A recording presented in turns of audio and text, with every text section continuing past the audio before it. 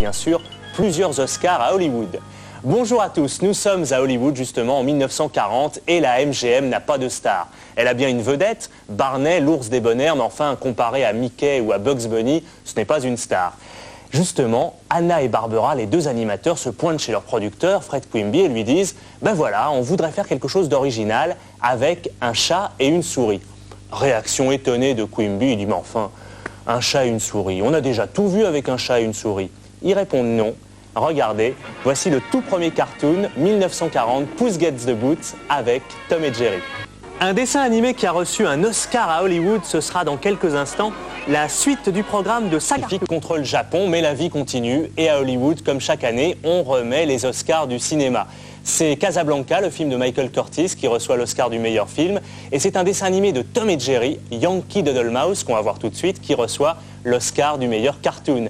Un dessin animé qui n'est pas très éloigné des préoccupations de l'Amérique, puisque Tom symbolise tout à fait le Japon, l'ennemi, et puis Jerry, la résistance de l'Amérique. Regardez.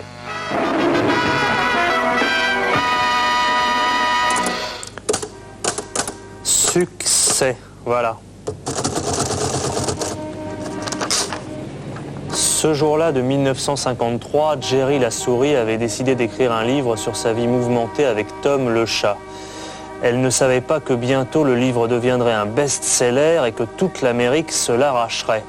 Ce qu'elle savait en revanche, c'est que Tom le chat n'apprécierait pas vraiment d'être la risée de tout le monde. Elle décida donc de lui faire partager les bénéfices de ce succès. Ouais.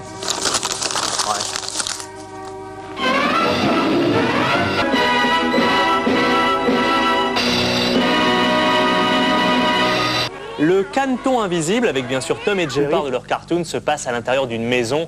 Le frigo en particulier, c'est la cible de Tom qui vient y chercher du lait.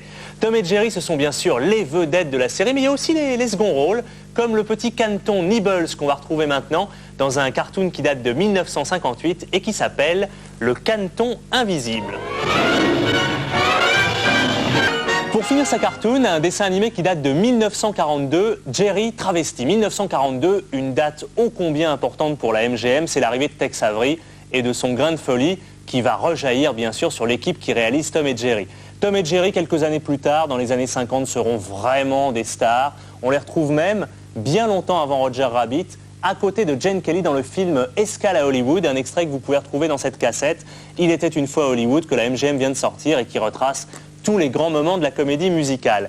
Autre chose, un bouquin indispensable, celui de Patrick Brion, Tom et Jerry, pour tous les amateurs de cartoons et du chat et de la souris. Voilà, un chat peut poursuivre une souris très longtemps, ce n'est absolument pas lassant. On retrouvera Tom et Jerry tout au long de l'année dans sa cartoon. Bonne soirée, à demain.